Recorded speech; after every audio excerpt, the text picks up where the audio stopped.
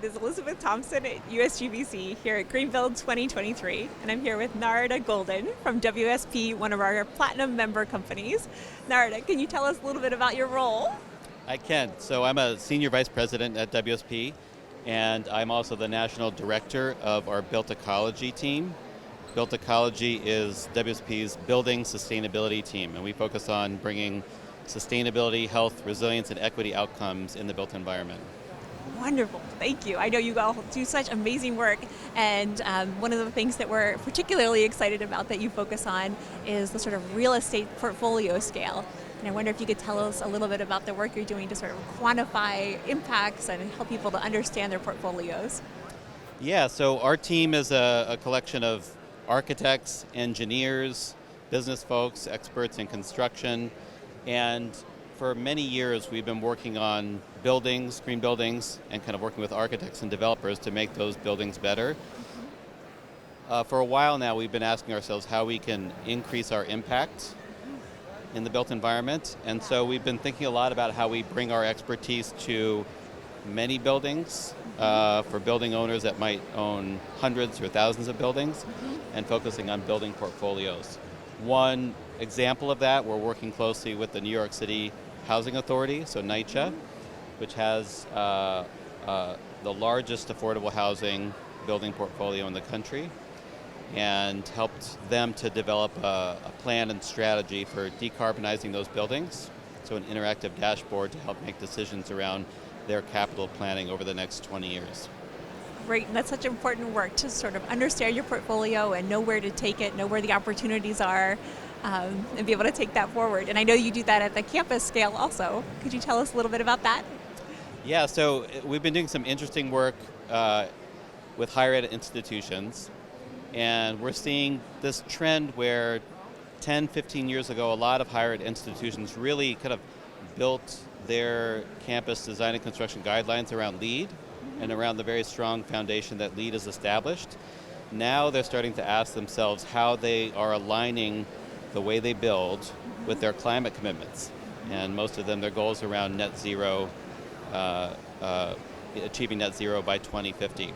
And so they're looking at their current design and construction standards, and they're looking at their 2050 commitment and trying to make sure that those standards align with and are going to get them to their net zero goal. So we're working right now with Columbia University, UCLA, to kind of look at how that applies to their buildings and how they can electrify and decarbonize their central plant to produce clean energy on campus for all of their buildings.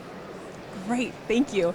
And are there any sort of lessons learned that you, as someone who's been a leader in this field for a really long time, might share with someone who's newer to thinking about a real estate portfolio, or maybe someone who is in a campus setting, in a managerial role, but not necessarily one of the leaders of the pack?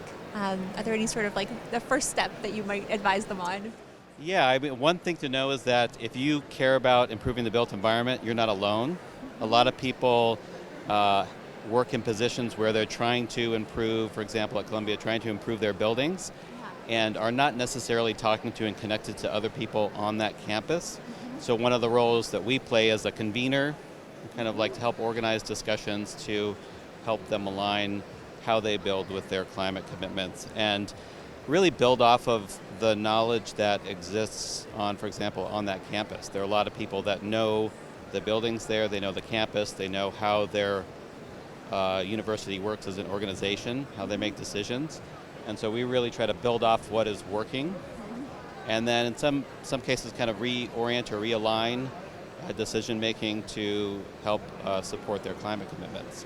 I'd love to ask you about climate risk and climate finance, and if you have anything that you could share with us on the work that you do there.